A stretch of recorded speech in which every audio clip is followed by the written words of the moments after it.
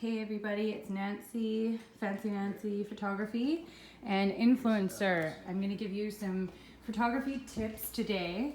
First off, I'm going to talk about equipment, but I also want you to know that I am going to tell you stuff you can do with an iPhone if you don't have equipment.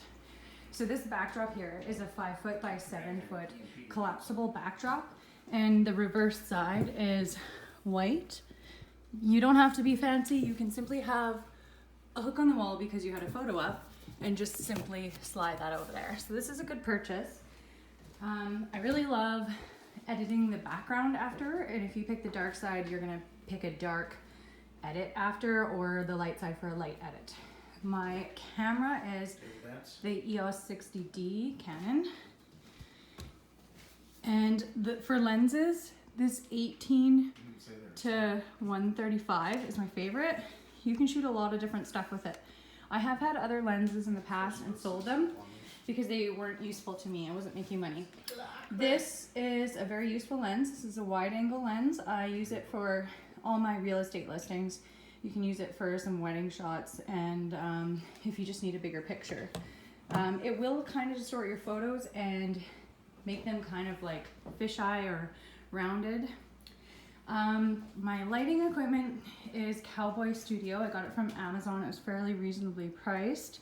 I actually have 2 of those. This bag is pretty handy. That was given to me. And this umbrella just kind of diffuses the light so it's not so harsh.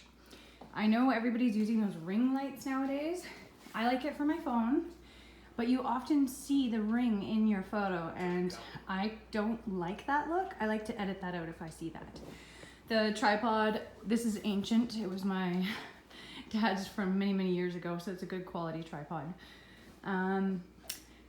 So you definitely want a flash. The ones that come on the camera just shoot straight forward. And this flash, you can shoot straight up or behind. It actually swivels in all different directions, and you can kind of diffuse the light if it's a bit harsh, if you're shooting like glass objects or jewelry or something. I also really love this reflector. If you're shooting like a beauty shot, you put it like under your chin and reflect the light so that it fills in the dark shadows underneath you, and it also gives your eyes a sparkle. It's nice to have one of these little rugs, shoot the kids on, or maybe shoot some products on. I really like the clamps. If you have a white sheet or anything you want to put up, you can clamp stuff up in your house.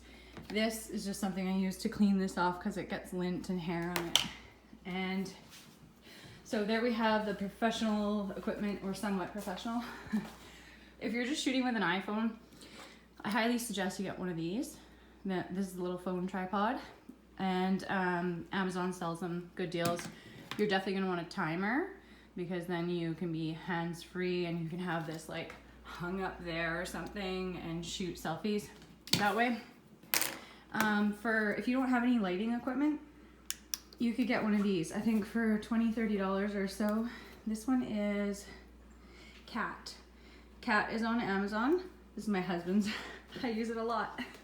And if you don't have a tripod, the dollar store has like these. You could just set your phone on there so you have it up and still. Oh, sorry, let me cover.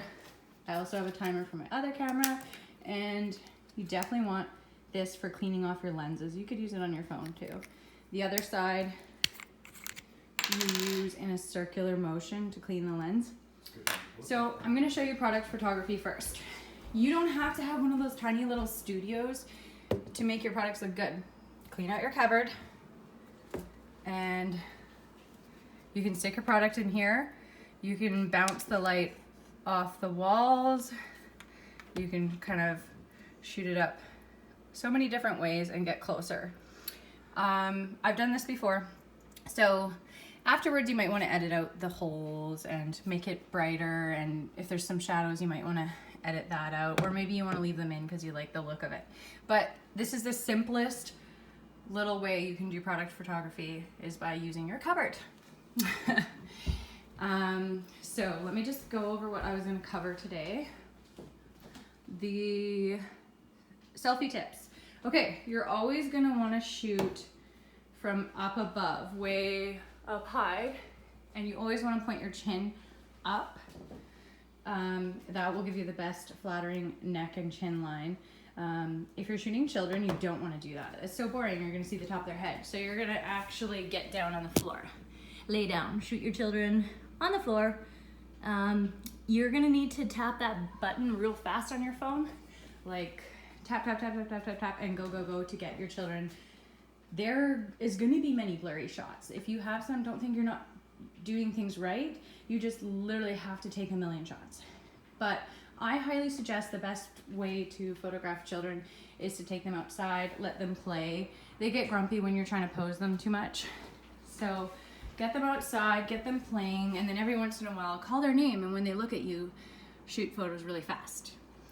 If you're on a camera, you want a high shutter speed. If you're on your iPhone, you're gonna tap the button a million times to get those shots. As for your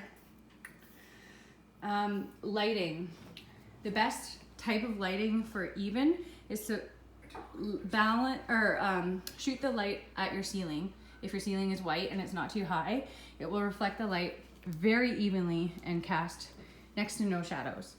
If you want a more moodier lighting, you can bounce the light off your wall and you'll get some really cool lighting. I've done that for photographing food in a restaurant, especially when the ceiling is high, and you can do that for products and you will probably enjoy that.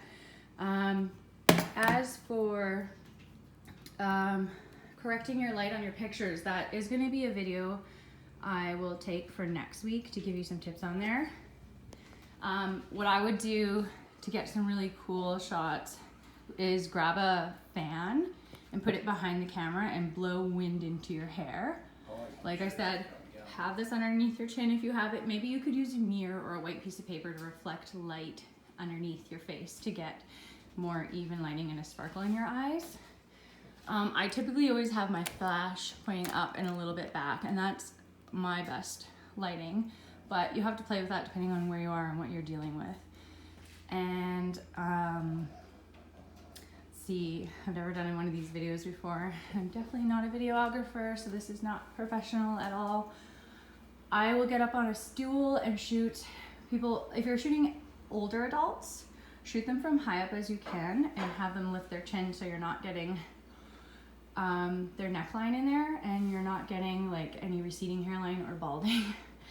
And if you have anyone with like a lazy eye or who can't focus on the camera, you can tell them to turn away and look at the window, and then on 3, turn and look directly into the lens. Also, when people are smiling forever and holding it, it gets stale. It's not going to be good. So you tell them to relax their face, and on 3, give a fresh new smile. Sometimes with kids, you need to have a conversation with them, find out what they love, what they're excited about, and make them think of things that will give a more genuine expression.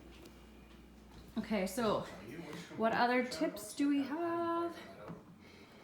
Product photography. What more can I say about that? Shoot as much as you can and try to get the label in focus. It's very important.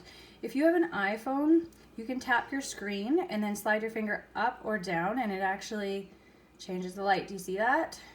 So tap the screen, slide your finger up or down. Also, if you tap your screen where the text is, that's the part that's going to be in focus. You definitely want to make sure your products are in focus because it's very unprofessional to not have that in focus.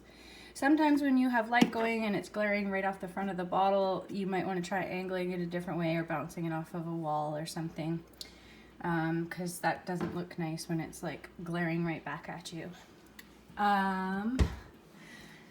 What else can I say about, let's see here. I'm not a videographer. I'm struggling to get things in focus here. Lighting, lenses, indoor. So indoor tips. Always find a window and get near it. If you're shooting selfies, get right next to the window. Point your hand up, shoot at you with your chin slightly up. Make sure you're in focus, tap your screen. Let's see, correcting your lighting on pictures. I'm gonna show you guys PicMonkey. It's one of my favorite user-friendly apps, and it corrects the lighting pretty good. I'm very impressed with it. Also, I love playing with Vimage, and that's an editing thing that makes your image a video. You've seen that on my page a lot lately. Your kids, they're gonna move, and there isn't much you can do about that other than take a million photos. Nobody's shooting with film nowadays. We're all shooting with digital, so don't be shy on tapping that shutter button. You're gonna need to. And let them kind of be themselves and play and move, and then just kind of call their name or say something that gets them to look at you last minute. Because if you have them staring at you all the time, they're not gonna be genuine looking. Oh, I can't get this in focus with my video. They're not gonna be genuine looking. So candid is best with children. You're gonna have the best photos. So much better when they're not staring at the camera and giving you an overly cheesy smile.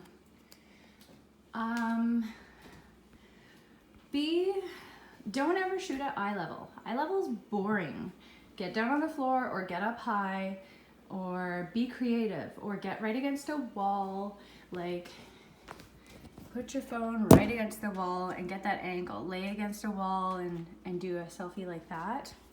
I like shooting in the bathroom because this window here has, it's kind of diffused already. It's not like pure perfect light coming through. It's gonna be a little bit less brighter than one of my other windows. You can use your shower curtain for a backdrop, and you can edit the wrinkles and everything out and make it pure white. You can probably use the wall. Don't use like yellow lighting. Wherever you have yellow lighting in your house, oh my gosh, there I am, hi! Wherever you have yellow lighting in your house, turn it off. I always turn these lights off. I will not shoot with them on. It looks terrible. You get terrible shadows. So use natural lighting the best way you can. Shoot in your kitchen window, your other windows, your bathroom windows. If you have some stairs, sit down on the stairs and get that light in on your face. Now I feel like I've talked too much, and I don't know how much you've learned from today. So I hope I've covered some tips without being too crazy fast.